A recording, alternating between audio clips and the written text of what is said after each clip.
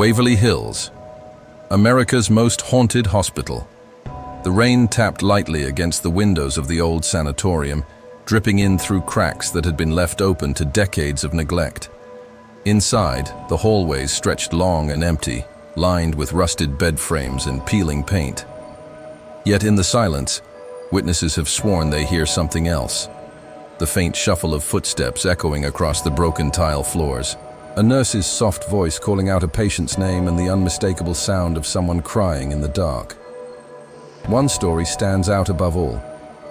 Paranormal investigators recount entering the death tunnel, the long concrete chute where bodies of tuberculosis victims were once wheeled out to avoid alarming the other patients. As they set their cameras down in the gloom, the temperature suddenly plummeted. One of the investigators turned pale as he watched a shadow detach itself from the wall and begin to crawl slowly across the floor, moving against the beam of their flashlights. They froze, too afraid to move, as the shadow stopped at the foot of the tunnel, rising upward into the shape of a tall figure. And then, with no sound and no warning, it was gone. What is it that still walks the halls of Waverly Hills Sanatorium? Are these the restless dead of the thousands who perished here, or something far darker, born from the suffering that seeped into these walls? Before we uncover more, make sure to subscribe to the channel for more chilling history, real hauntings, and horror stories for sleep. The story of Waverly Hills begins not with ghosts, but with disease. At the turn of the 20th century, Louisville, Kentucky, was under siege by a silent killer, tuberculosis, known then as the White Plague. The city's warm, damp climate made it an ideal breeding ground for the illness, and the outbreak spread with terrifying speed. Families were torn apart, children wasted away, and the death toll climbed higher each year. Louisville's leaders knew something had to be done. In 1910, construction began on a small hospital, intended to house just a few dozen patients suffering from tuberculosis. It was built on a quiet hill overlooking the city, a place thought to be safe and isolated, far away from the crowded neighborhoods where the sickness thrived. They called it Waverly Hills. But what began as a modest effort quickly grew into something much larger and much darker. Within a decade, the disease had consumed so many lives that the original hospital could no longer contain the sick. By 1926, a massive 5-story brick sanatorium was constructed on the hill. It was designed to hold hundreds of patients, and its very architecture was built around death. Long, open porches faced outward, where patients were wheeled out in every season, even in the snow, to lie in the fresh air and sunlight. Doctors believed this was one of the few ways to slow the disease. Photographs from the time show row upon row of skeletal figures wrapped in blankets, staring out from the balconies like ghosts in waiting. Inside, the hospital was a world unto itself. Waverly Hills had its own kitchen, laundry, post office, and even a theater. Patients who entered often never returned to the outside world. They lived and died within those walls, separated from their families, left only with the companionship of others who were also fading away. The staff did what they could, but in those years, there was no cure for tuberculosis. At its height, hundreds of patients died in a single year. The death toll was so staggering that bodies had to be discreetly removed through the tunnel, the infamous body chute, or death tunnel that still exists beneath the building today.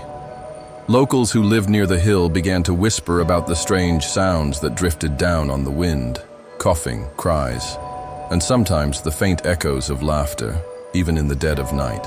Families who lost loved ones at Waverly Hills often described feeling as though part of them never truly came home. It was said that the souls of the sick were trapped there, bound to the place where they took their final breaths. And as time went on, strange tales began to surface from inside the hospital itself. Patients spoke of seeing ghostly figures at the ends of hallways, people who shouldn't have been there. Nurses reported lights flickering on and off in empty rooms, and in one particularly chilling account, a doctor claimed to have followed the sound of a child's laughter, only to find a ball rolling slowly down a corridor with no one behind it. For decades, Waverly Hills consumed lives in silence. By the time the hospital finally closed its doors in 1961, it is estimated that tens of thousands of patients had died within its walls. Some say as many as 63,000 souls were lost here, though others argue the number is smaller. Still, the sheer weight of death left an imprint that has never faded. But Waverly Hills was not left empty. The building changed hands, passed from one failed project to another. It became a geriatric hospital, then sat abandoned, falling into decay. And during those years of neglect, stories of hauntings grew louder. Paranormal groups, thrill seekers, and journalists all came to explore the ruins, each leaving with their own chilling experiences. They reported shadows darting across doorways, voices whispering in the dark, and apparitions so clear that some believed they had encountered living people, only to watch them vanish into thin air. As night fell over the empty sanatorium, investigators began to document figures standing in the windows of the upper floors, windows that had been sealed for decades. Others heard the sound of heavy boots pacing across the floors, though no one was inside. The tales spread quickly, and Waverly Hills soon gained its reputation as one of the most haunted locations in America. But among all the ghostly legends, one spirit is spoken of more than any other. Visitors describe encountering the ghost of a young boy, often seen bouncing a ball in the halls. Some call him Timmy, though no one knows his true name. He is said to appear suddenly, his laughter echoing, his ball rolling across the floor. A playful presence in a place otherwise dominated by sorrow. Paranormal groups have even brought toys into the building, only to watch them move on their own, as though unseen hands were reaching out to play. Who is this child that still lingers in the ruins of Waverly Hills? Is he one of the countless young patients lost to tuberculosis, forever trapped within the walls of the sanatorium? Or is his presence something more sinister? A trick of the building itself, drawing the living deeper into its shadows? The answer lies deeper in the sanatorium's history, where darkness clings to more than just the sickbeds and the death tunnel. For beyond Timmy's innocent laughter, there are stories of spirits far less kind, and a past filled with tragedy that refuses to rest. As the years passed, the stories of Waverly Hills grew darker. While the laughter of the boy known as Timmy might lend an eerie innocence to the ruins, other tales are far more sinister. Those who explore the abandoned hospital often find themselves drawn to the 5th floor, a place whispered to be the epicenter of its haunting. The 5th floor was unlike the others. While the lower levels held long rows of wards, operating theaters, and patient rooms, the 5th was smaller and contained just a handful of spaces. 2 of these were believed to be reserved for patients with severe mental disturbances, those whose illness or suffering had driven them into states of confusion or violence. And in the middle of it all was Room 502, a place that has become infamous in the annals of ghost lore. According to local legends, a nurse working in Room 502 ended her life in a horrifying manner. Some say she was found hanging by a light fixture, her body swinging slowly in the stale air of the room. Others claim she leapt to her death from the roof just above. The reasons vary in the retelling. Some say she became pregnant out of wedlock. Others that despair over the endless suffering of her patients pushed her into darkness. Whatever the truth, her story seeped into the walls of that room. Visitors today often report feeling an overwhelming sense of dread upon entering Room 502. Paranormal investigators describe sudden waves of nausea, piercing headaches, and the sensation of being watched by something unseen. Flashlights flicker, batteries drain, and shadows seem to gather in the corners. Some claim to hear a woman's sobs echoing faintly, while others have sworn they saw the figure of a nurse, her face pale and anguished, lingering in the doorway before vanishing into thin air. One group of explorers told of placing a recorder on the floor, only to capture a chilling EVP, an electronic voice phenomenon. The voice was faint, almost a whisper, but the words were unmistakable. Get out. The 5th floor holds yet another layer of fear. Stories circulate of patients driven mad by isolation and disease, their cries filling the halls long after their deaths. Some claim the spirits here are not merely wandering but aggressive, lashing out at anyone who dares to intrude.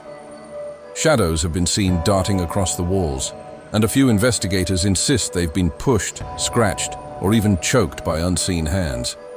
But the darkness of Waverly Hills is not confined to its upper floors. The death tunnel, stretching from the basement to the edge of the hill, remains one of its most chilling features. During the height of the tuberculosis epidemic, the tunnel was used to discreetly remove bodies, wheeled out in secret so that patients would not see the constant stream of death leaving the building. Doctors believed morale was crucial to survival, and so the tunnel became the silent passage for the dead. Today, it is said the tunnel is one of the most haunted places on the property. Paranormal teams often describe hearing footsteps echoing in the darkness, though no one is there. Some claim to see figures moving in the shadows, tall, dark shapes that vanish when approached. A few have even reported feeling as though something was following close behind them, brushing against their necks or whispering in their ears. One investigator described standing halfway down the tunnel when his group's flashlight suddenly failed. In the pitch black, he felt the unmistakable weight of a hand pressing firmly against his shoulder. When the light flickered back on, he was alone. Beyond the tunnel and the 5th floor, the very walls of Waverly Hills seemed to radiate sorrow. The building was a place of constant loss, and that loss may have left behind more than just memories. Psychic mediums who have visited the site describe it as saturated with energy, the kind that clings to the living, feeding on fear and despair. They speak of layers of hauntings, not just individual spirits, but a presence woven into the fabric of the building itself.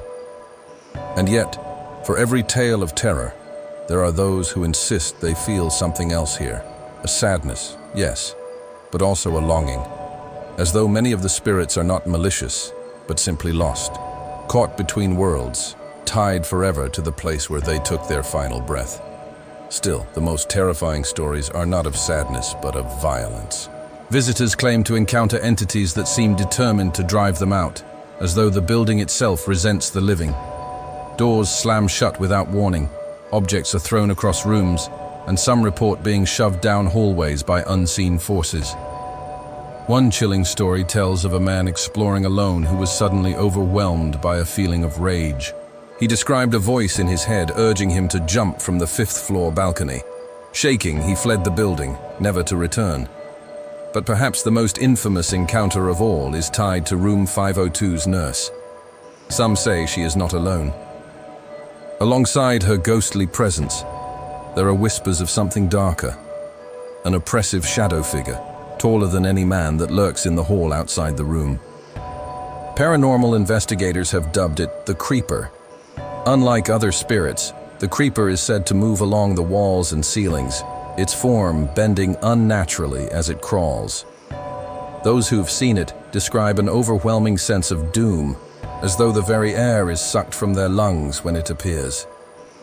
Is the Creeper a lost soul, twisted by suffering? Or is it something else entirely? Something that was drawn to Waverly Hills, feeding on the despair that once filled its halls. The stories leave more questions than answers. And the deeper one explores Waverly Hills, the more it feels as though the building itself resists being understood. As night falls, the sanatorium grows colder, the shadows longer. And those who linger too long sometimes leave with more than just memories.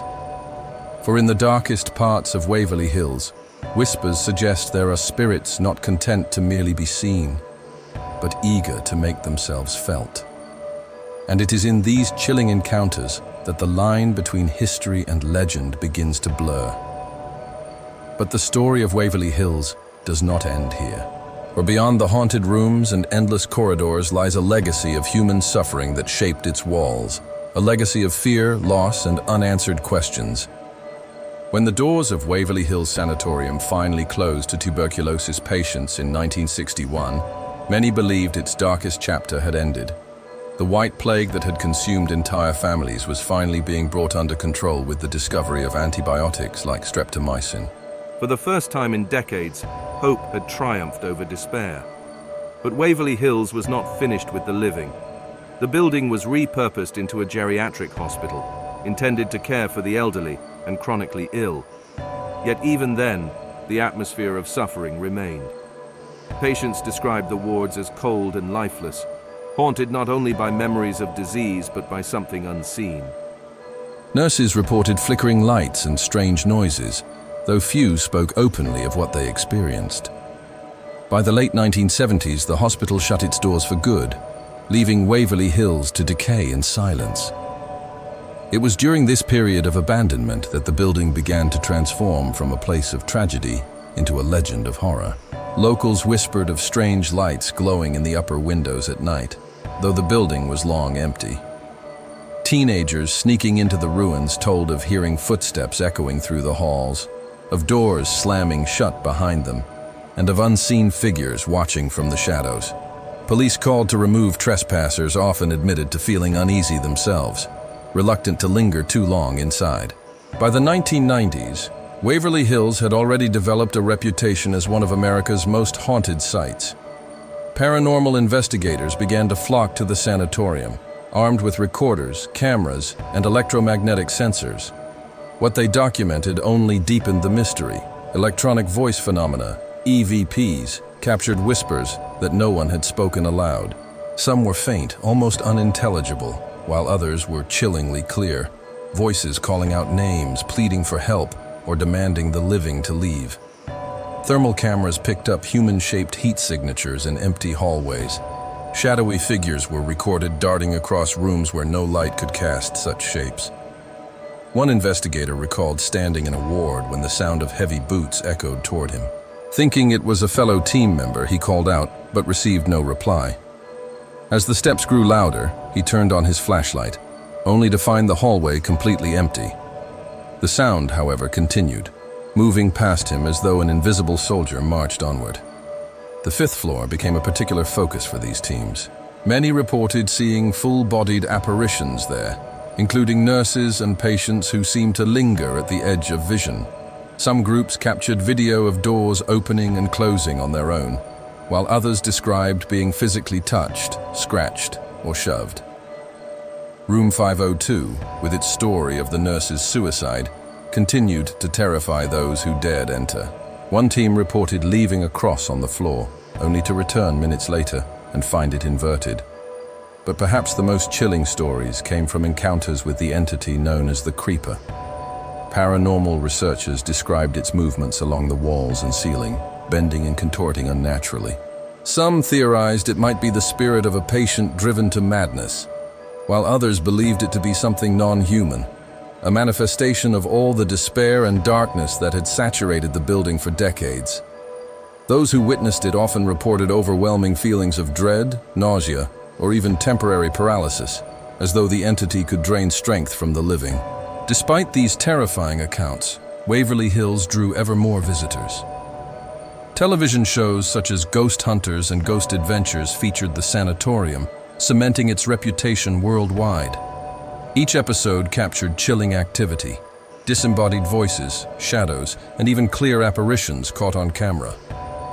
Millions of viewers were introduced to Waverly Hills, not just as a crumbling relic of medical history, but as a supernatural landmark, a place where the veil between life and death seemed dangerously thin. Yet, behind the cameras and television lights, the building itself continued to deteriorate. Vandals broke windows, graffiti covered the walls, and the once proud structure seemed destined to collapse. And still, the hauntings never ceased. In the early 2000s, new owners stepped in, determined to preserve the building and share its history. They opened Waverly Hills for tours, both historical and paranormal.